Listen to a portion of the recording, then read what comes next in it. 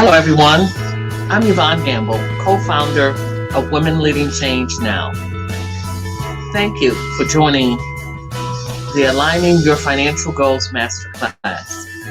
We appreciate all the attendance at our United Nations CSW65 parallel event.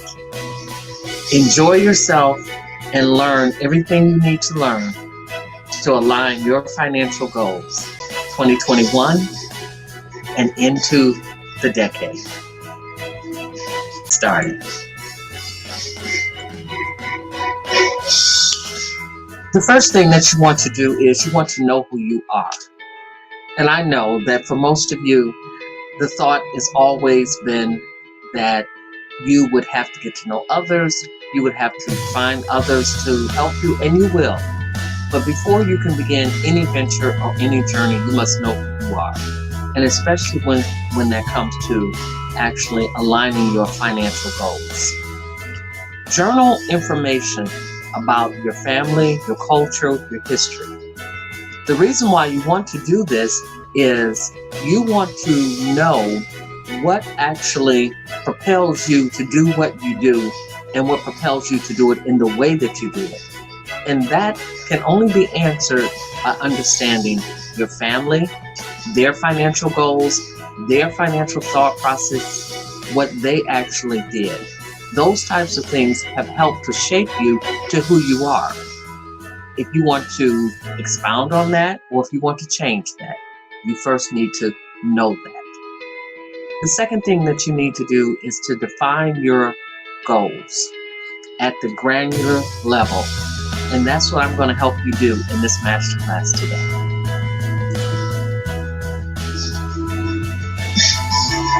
So, your thought process, the way in which you think, what do you think about when you think about putting together your financial strategies? Whether those are strategies for your business, your home, your career, or just for a project that you may be doing, big or small. What do you think about? What is the thought process that you put to that? How do you do that? Do you do that alone, or do you do that with a team? Certain things can be done alone, and certain things need to be done with a team. Your financial knowledge that you have, your current understanding may not be enough, and you may need to seek out additional financial information so that you can get to the goals where you want to go. And that's where you're going to be. When you're talking about financial and aligning your goals, you want to make certain that you understand what goes into each goal and how to actually accomplish that goal. That brings us to influencers. Influencers in your life are going to be both internal and external.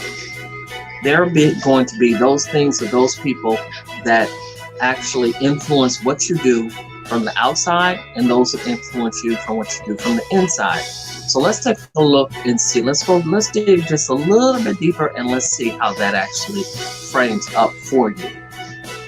In what ways that the global economy is actually going to take shape over your financial goals, your direct financial goals. It may not seem that your financial goals, but even that goal of what you're going to do tomorrow and how you're going to do that is shaped by the global economy. Fiscal policy is going to change dramatically. As a matter of fact, what we are seeing is already changing. No longer do we have just a single pay type system. Our system is not simply based on the dollar value. Our system is now being based on Bitcoin, cryptocurrency, and other currencies are moving into the marketplace, and they're moving in a very large way. And they are making a very heavy impact on the current market space. So you want to watch these trends, and you want to actually fold in some of this investment into your investment scheme of how you do things and what you're going to do. One of the second major trends that's making an impact on financial decisions for everyone, and that's climate change. Our climate is changing dramatically. and drastically every day. In the United States, we saw California suffer from wildfires, from floods, from landslides, from earthquakes, continuously in 1 year period of time. All these things make a difference. And then when we saw the coronavirus come in to across the world, those things are impacted by climate change. We had hoped that by the summertime, the climate would have been able to eradicate the virus, as it normally does. But that was not the case. Nor was that the case in eradicating the virus in those climates that were warmer. They were affected just as much as the climates that were colder. So we have to look at things differently. So understand your financial goals and how you align them is not only tied to just simply your personal or your singular business, but it's also tied to everyone else in the global economy. Artificial intelligence is here to stay. Let's just say it like that. It's here to stay. Didn't just get here. It's not that one-off. It's not that robot. It's here to stay. And it's going to be making its way known in even more ways than what it has done in the past.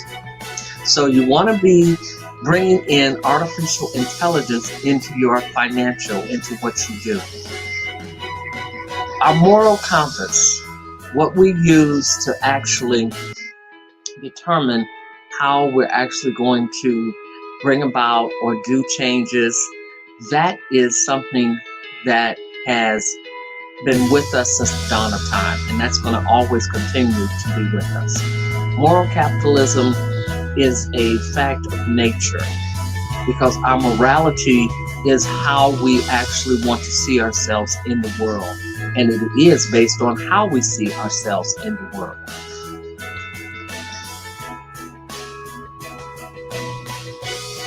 We can no longer accept in any of our societies just simple tolerance of one another. We can no longer continue our same trajectory of traditionally keeping one group out or one region out, or one continent out of the economic commerce trend. We have to look at all of these things and bring them in because it is morally correct to do. So our moral capitalism is going to change dramatically within the next decade.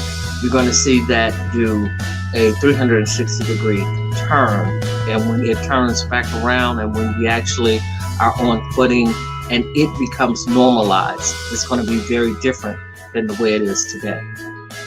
Your financial goals need to be tied to your moral capitalist values. What are they? Those you need to document, write down, and do some research inside and outside. Smart everything. The telephone is not the only smart thing. The refrigerator is the smart thing. The house is the smart thing. It learns what you do. Your car, it learns what you want. It turns the temperature on when you get in. It speaks to you.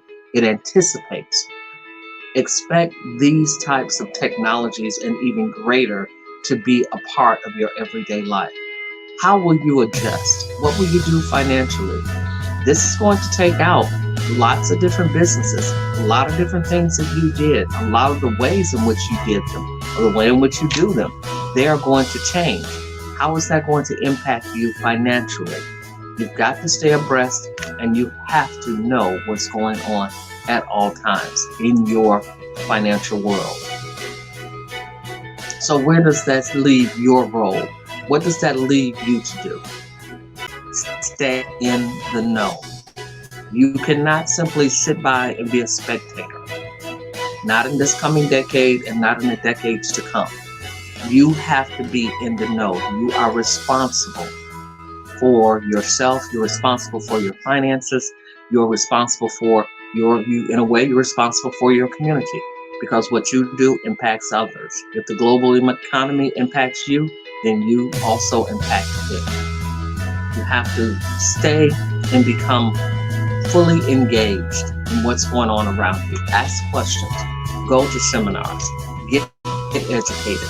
Get the information you need. Make that a general habit. That should be a part of your everyday.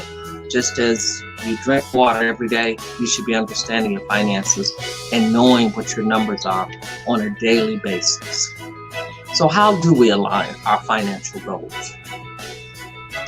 Here are the 5 changes that will align your financial goals. Change number 1. I know we all have heard create 10 channels, 5 channels, 6 channels of income. I'm here to let you know you need to create 10 channels of active income. That means income mechanisms that you are actively involved in on a regular basis. You need to have those created, and you need to be able to have it at your information at your fingertips on how they are doing. Change number 2, invest more and spend less. Now, let's rest here for a moment. Invest more means exactly that. Invest in more things. Invest diversely. Increase your portfolio. There are all opportunities in order for you to invest.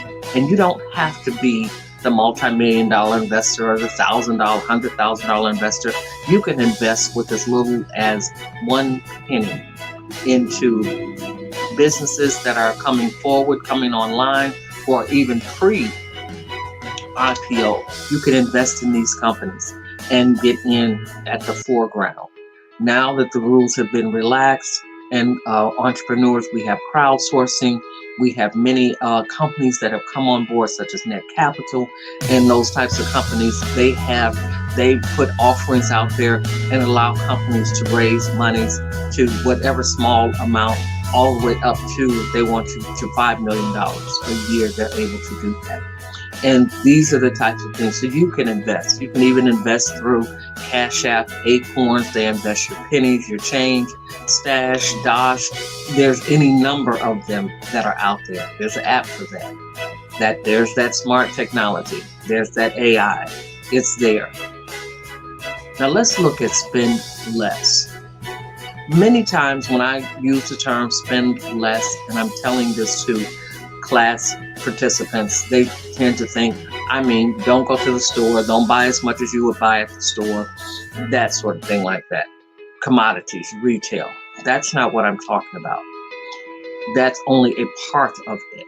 What I'm actually talking about when I say spend less, make certain that whatever you do, that there is a net return on what you do. If you are going to spend your time, you're going to spend your energy, you're going to spend your thought on something, working for someone or doing this for someone, there should be a net return. Does not mean they have to pay you back in cash dollars, or they may not even pay you back in kind, but there should be some consideration for your time, your energy, and your mind that you are expending. And many times women find themselves giving a lot of that away in their business, in their careers, just in general. And they actually receive no return on all of these things. So spend less time giving away yourself and not having as a requirement a consideration for what you are doing. That doesn't mean that you have to stop being a nice person, or that you can't give someone something for free or discount or at no charge. But that should not be your norm. That should be an exception to your norm. Change number 3, become socially responsible. Let's take a look at that. Let's break that apart. Being socially responsible is about the post on social media. It's about what you actually do for the world around you. You've seen many millionaires and high wealth and high net income individuals will be giving away much of their fortune. You'll see Bill Gates, Warren Buffett, they'll give away $40 million a year at a time. And some people think erroneously that they're doing this just for tax purposes, so they're doing it just for media.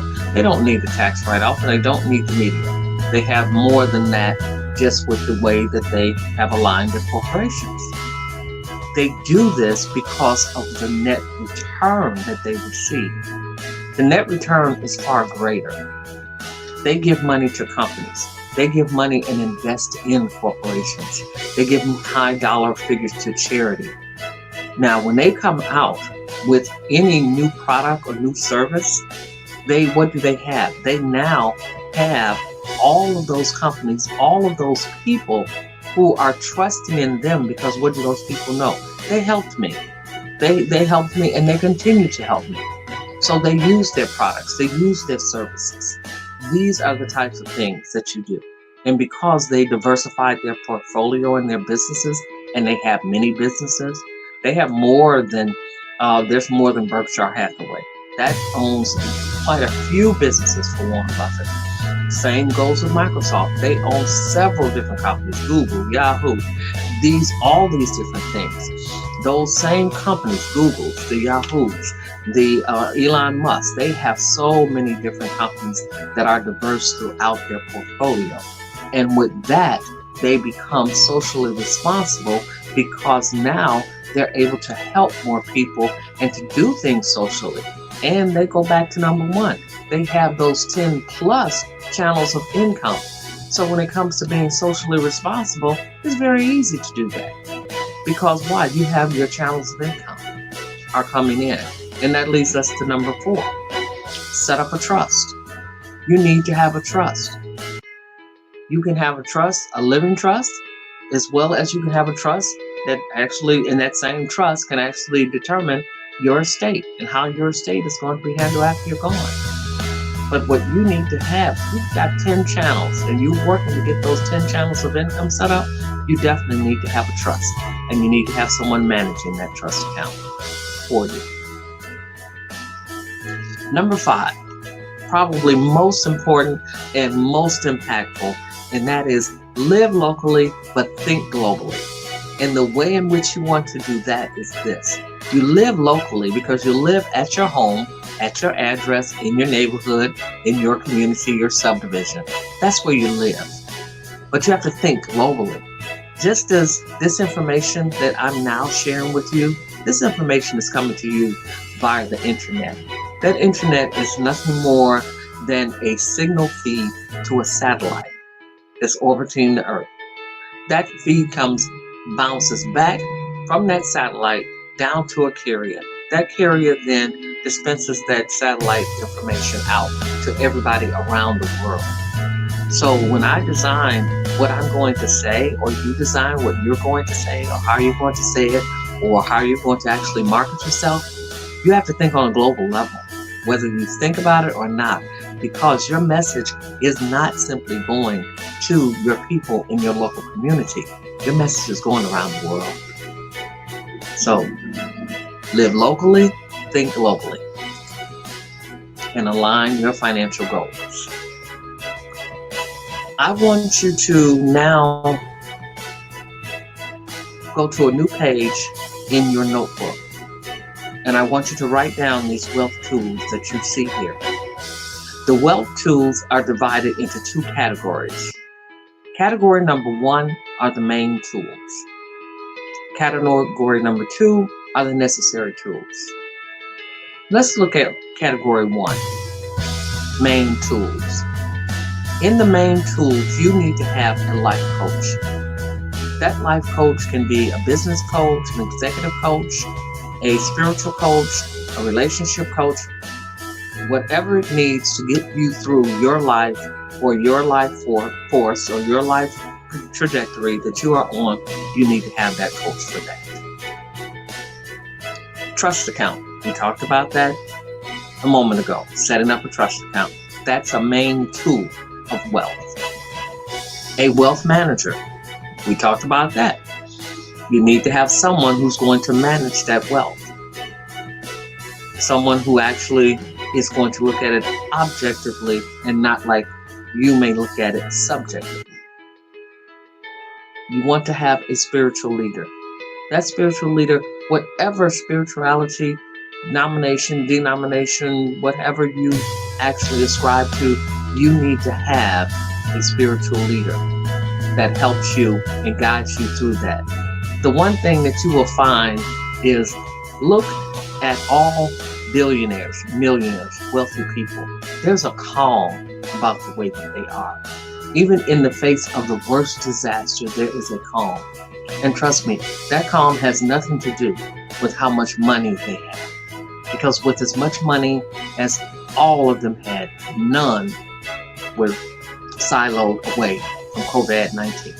It hit everyone. And that same thing can happen. Anything can happen to anyone. But that calm that you see them have that's within inside of them is that spiritual leading and that spiritual teaching and spiritual understanding. Those types of things will carry you. That will help you with that moral capitalism. How you look at how money is spent and your social responsibility. The spiritual leader will help you stay grounded in that, in your spirituality, and give you that calm and that peace. The necessary tools that everyone needs to have, they're saying you want to build wealth, you want to align your financial goals, you want to put those in order. An accountant, an attorney, a business manager. If you have a business, you must have a business manager to help you to manage that business. A primary care physician. If you do not have a primary care physician, do yourself a service, get one. Health services have been made affordable. They are being brought to you. Even if you can't afford to go to those that are there are county health places that you can go to. The United Nations also provides for health in areas that do not have that, especially in many of our countries that we might deem as third world countries that do not have these types of services. But get the health that you need. If you're going to build wealth, you've got to be healthy. Those two do go hand in hand.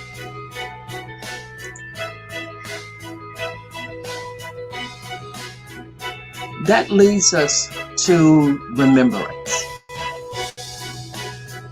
Here are 3 things that I want you to remember.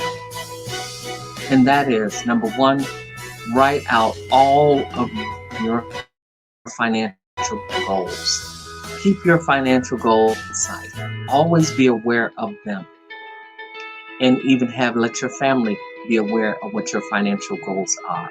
Things that you have. If you begin to speak with your family more about your financial goals and the things that you want to achieve, you may find more acceptance than you thought you would find.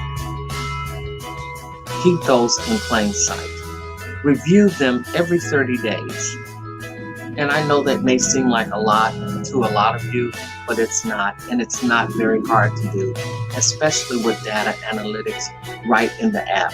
With every one of the investment programs that I mentioned to you, all of them have the data analytics that can come to you every day.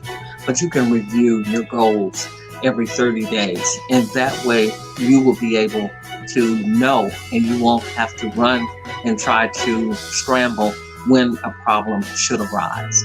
You'll already know what your finances are going to look like. Stay current on economic trends. Keep yourself current. We can have emails coming to us, reminders, information, what have you. Find at least 5 sources of information that you trust and get trust in and begin to read. The more you read, the more you know, and the more you stay in the know on what's going on. You have to be a participant. We have passed the eras where you can just simply, things go as usual. The status quo has been torn down and we're moving into a new era. So when you're going through a transition period in any time, in economy, in a life force, you have to stay abreast of what's going on because it's changing daily and it's changing dynamically.